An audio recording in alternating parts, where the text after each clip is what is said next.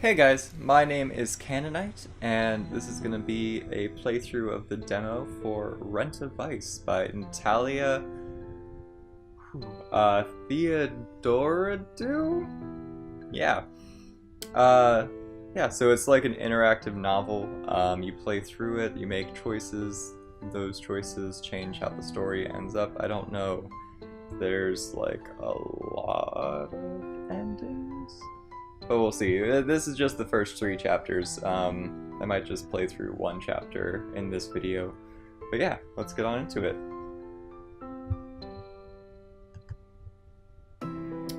Would you like to turn on chapter-specific warnings? Yeah, we'll have trigger warnings, I guess. Okay. And Chapter 1, Thunderstorm. So what did you do with your life?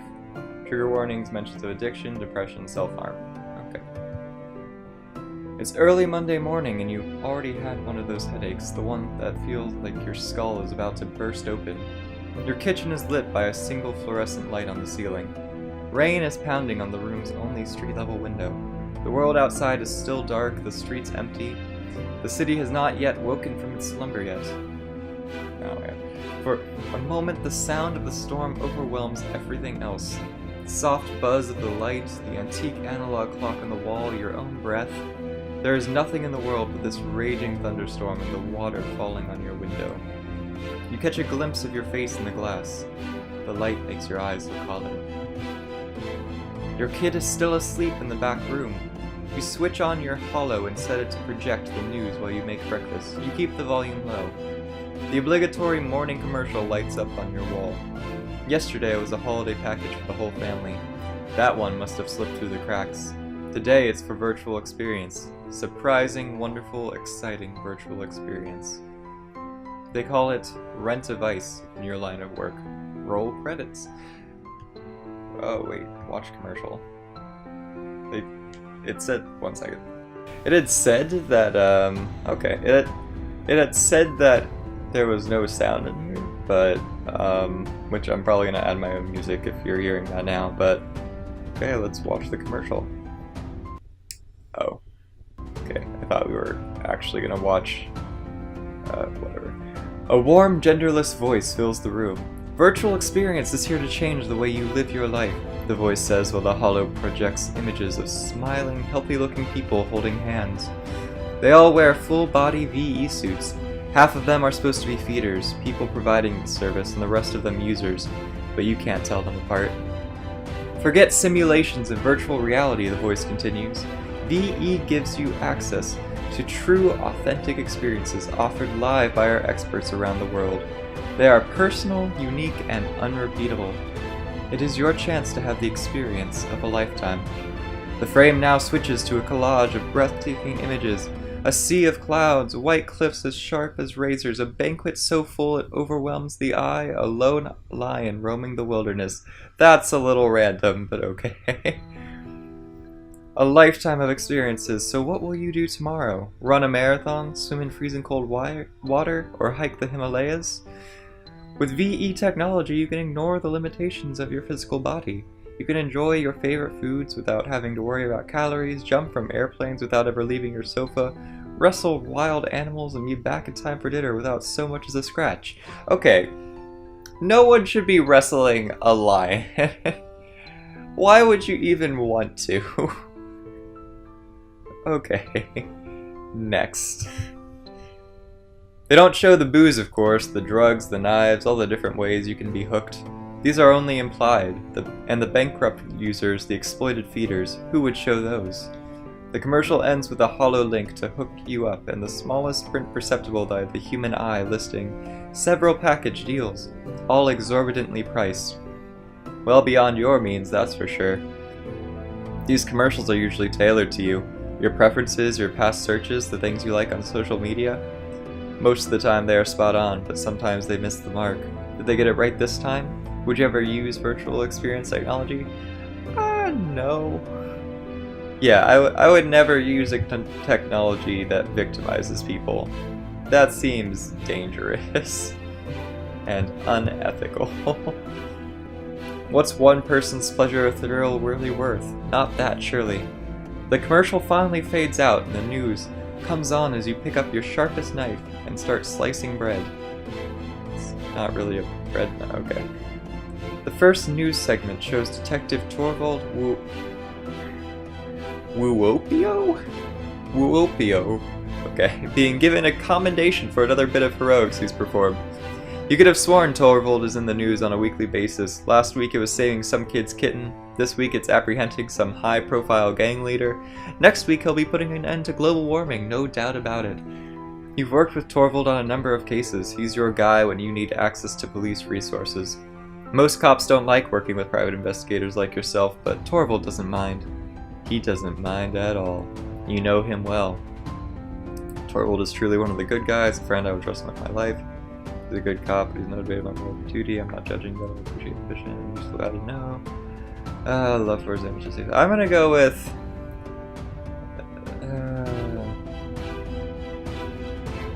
it sounds... I'm gonna go with he's a good cop, but he's motivated by more than duty. Because that sounds like his description up here. I probably should have gotten rid of my mouse, but whatever. There's a difference between being good at your job and being a hero, you know that much, but if the result is the same, does it really matter? Yes? Okay. As soon as Torvald's segment is over, the news anchors introduces the next piece, a new study linking the city's declining crime rate with the rise of virtual experience technology. The featured scientist explains that the new kind of intimacy and immersion associated with VE enables a level of wish fulfillment and tendency neutralization never before achieved by other kinds of immersive technologies like VR or Simulife. It can be a powerful weapon for social cohesion and empathy training, the scientist concludes. So you are saying VE is a good thing, the news anchor says, her face steely. It's virtually a gift, the scientist says, smiling awkwardly. Pardon my pun. Haha! Get it? Virtually? Virtual reality? Okay. He adds and laughs. The news anchor remains grim. Some might claim that our next piece of news suggests otherwise, she says. The frame changes and your kitchen wall is now painted with images of some dead kid, half covered with a white sheet being carried out of a run-down building. The headline reads, "Another VE feeder dead. Users shocked." If it's another one, are users really shocked?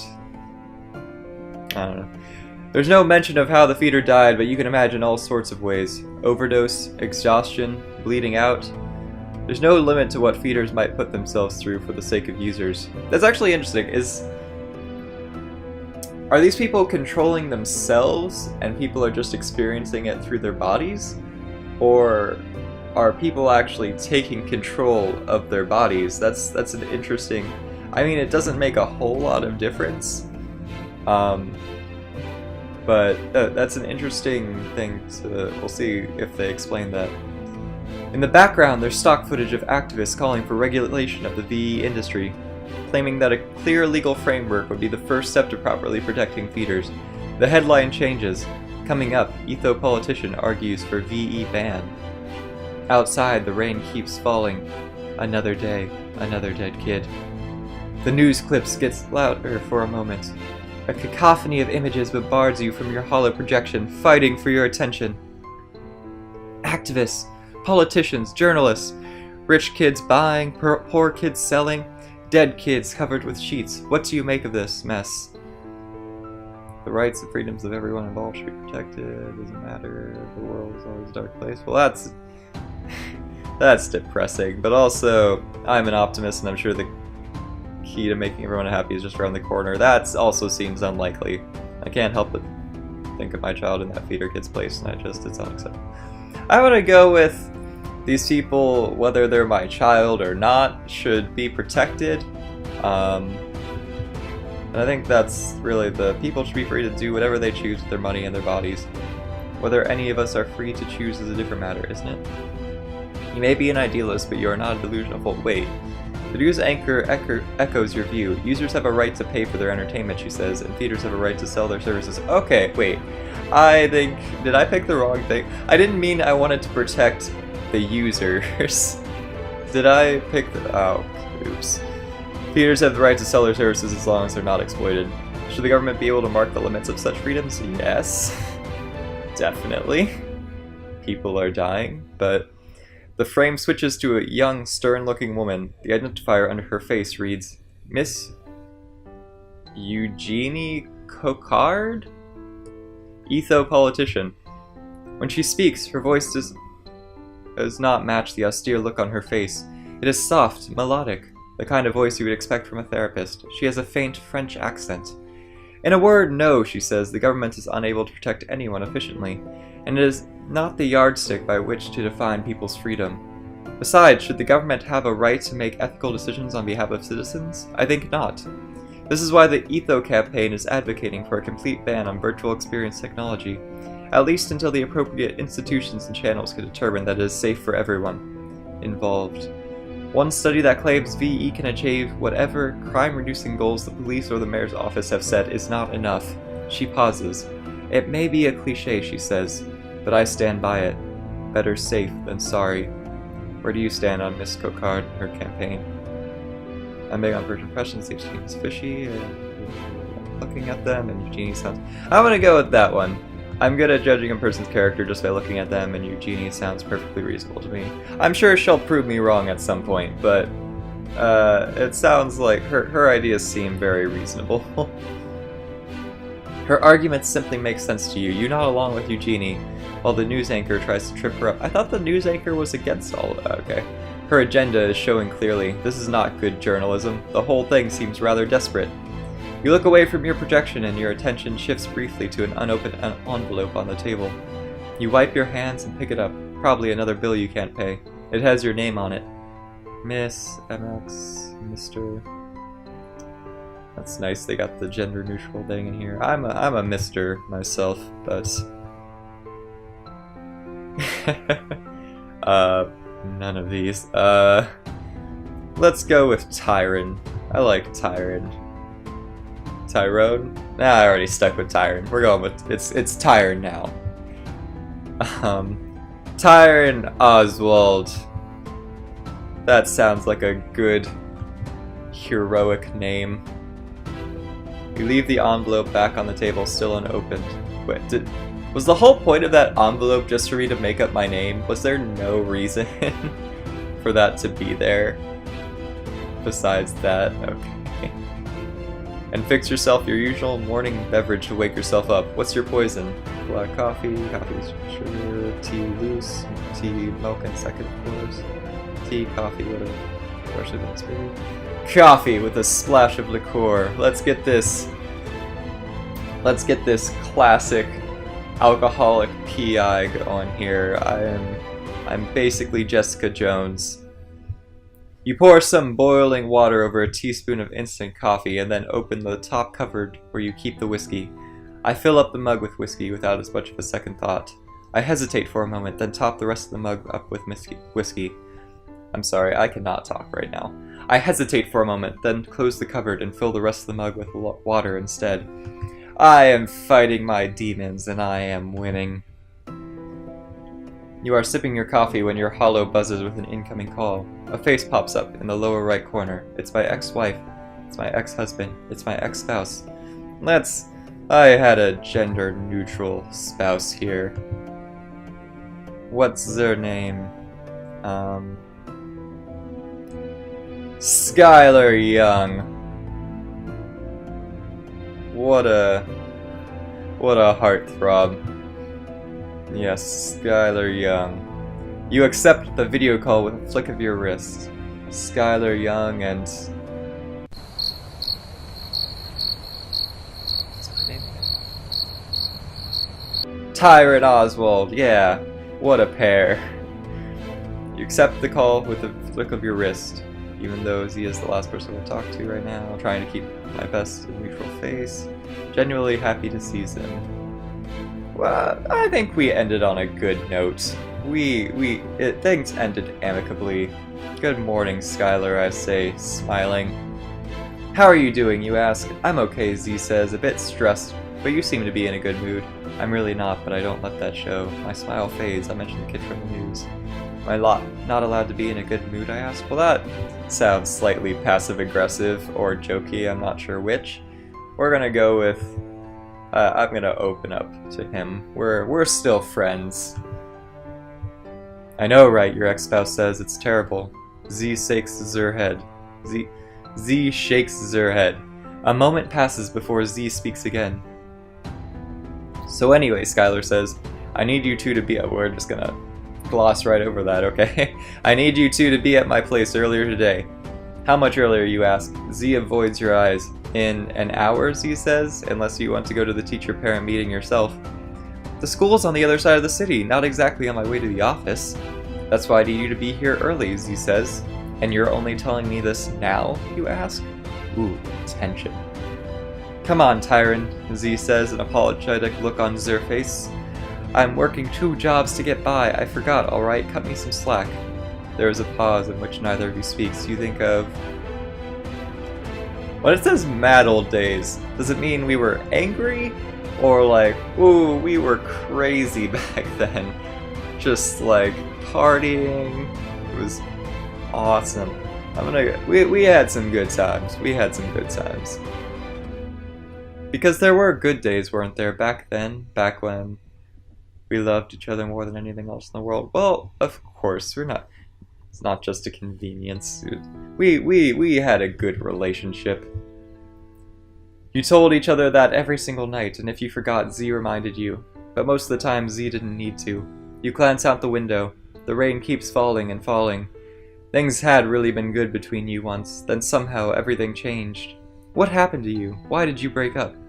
It was me, I left him. It was Skylar, Z left me. We just wanted different things, we drifted apart. Yeah, that sounds reasonable. I'm sorry I'm not making much conflict here, but I find conflict in relationships boring.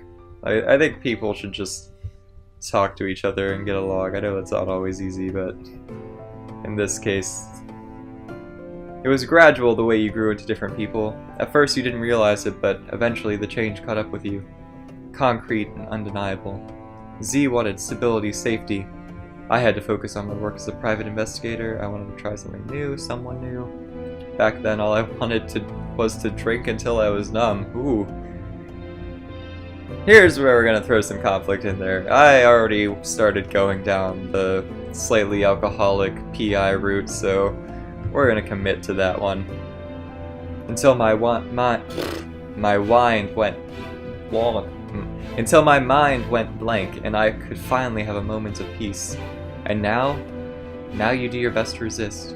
Mostly you succeed. You have to for your child's sake. You hear a voice calling you, snapping you back to the present. It's your daughter's voice, son's voice, kid's voice. We'll have a daughter, I guess. What's your daughter's name? Oh, I get to actually type this one out. Yes. Oh.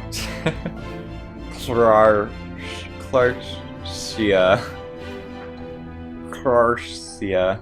Yes. After her grandmother, of course. Daddy, she calls for you. Don't call me Daddy.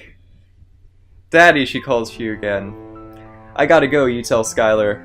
Clarcia needs me. I'll do my best to be there on time. Sure, go, I'll see you in a bit, yeah? Skylar pauses, then Z adds, You're a good daddy, Tyron.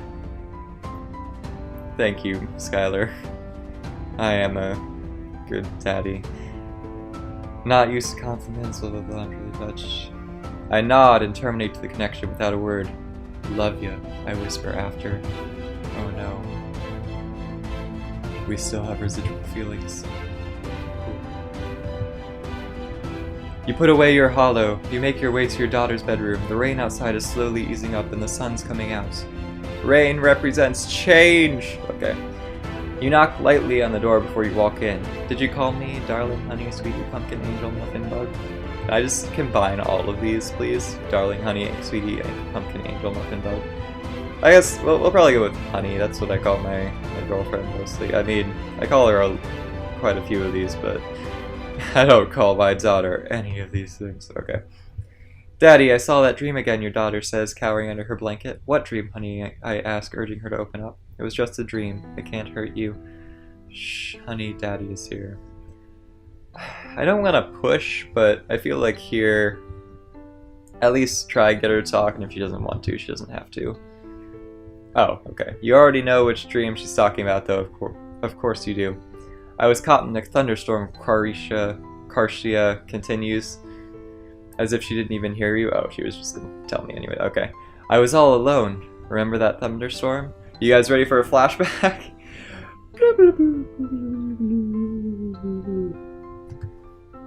Of course you remember. You were driving. Karshia was playing holo games in the back. She must have been around 4 at the time. And Skylar was sleeping in the passenger seat. You were coming home from your father-in-law's place 2 towns away. This was back when he was still healthy enough to live on his own. Back when the 3 of you were still a family. The sky was dark and heavy with rain, but nothing prepared you for what followed. The storm hit your car like a wall. Skylar was startled awake. Your daughter let her holo drop and burst out crying. Visibility was 0. For a moment you didn't know where you were, who you were. Did you have a splitting headache that day too, or is your mind starting to make things up? Back projecting your memories like a faulty holo. Nice reference. How did you get your family through this? I didn't trust my reflexes enough to drive us through, but I knew who to call for help. Knew there'd be no help for us, but I also knew how to comfort the family. Trusted myself to power through the storm. Don't do that! They are terrified! I pretended I could handle it, but I was too wasted to... No, do not drink and drive. I like to think that whoever my character is, even if they were an alcoholic, they would not get wasted and drive into a storm with their family in their car. That would be dumb. Even for them. We're gonna go with, I knew there'd be no help, but I also knew how to comfort my family, because how is anyone gonna get to us in the middle of the storm, honestly? You stopped the car at the side of the road and waited for the storm to pass you by. Good! You climbed into the back seat and put your arms around your daughter until she stopped crying. It will be okay, you said over and over. Everything will be okay. That was then. If only you knew how to do that now. I mean, you should just be able to do the same thing, okay? As soon as the storm cleared a little, you came to a shady roadside bar. It was little more than a shack, but you pulled over and stopped because what choice did you have? You realized it was a mistake as soon as you walked in. There were 3 guys in there, not the friendly kind. They circled you like a frenzy of sharks who just smelled fresh blood. It looks like you folks need some help, the bigger guy said. It was clear that any help they had to offer would be in exchange for things you did not want to give up. You had to use your best qualities to get yourself and your family out of this situation. Okay, you can take all 3 of them. Use your natural charisma. Could take them all if I had to. Could be intimidating enough if I want to. Make them think I'm important. Don't make them think you're important. That's even worse. What if they try to, like, kidnap you or something? You have a child here. You should... I'm gonna go with my natural charisma. The best and most important stat in the Fallout series, of course. And that did it. You managed to charm your way out. Sweet-talked them into feeling bad about themselves for ever meaning you harm. They even managed to find some kid-friendly snacks for Kracia. That's how we're gonna pronounce it, Kracia. And an ancient piece of anime to entertain her while you waited out the storm. This is the future, is the ancient piece of anime like Naruto or something? Better be Naruto. Just the best anime. You talked for hours. It turned out they were alright guys after all. You still keep in touch with one of them. Aw. You never forgot this. How words could be stronger than fists. Back to the present. Fade out of black and white. Come on, honey, you say. We should hurry up. We'll be late. And your Zaza needs us to be there extra early today. Get ready. You have finally convinced Kracia to emerge from under her blanket. You managed to get some breakfast into her and made her put her clothes on, but it's taken too long and now you're late. You're about to leave the house when you realize she's forgotten her school bag, so you send her to her room to get it. Oh no. Your daughter skips down the hallway on her way to her room. Can you hurry, please? We are in a very big hurry. Okay. You glance at your watch. You were supposed to be at Skylar's 10 minutes ago. Z won't be happy. You throw your jacket on and rest your forehead against the wall. You close your eyes for a minute. Just for a minute. Someone knocks loudly on the door. It's way too early for visitors. Not that anyone visits, ever. This can't be good. You run your fingers through your hair before opening the door.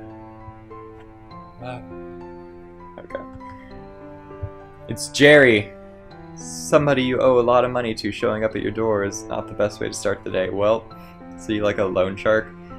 He has both his hands in his pocket. His hair is wet and dripping down his coat. He doesn't look happy. Nobody's happy this morning.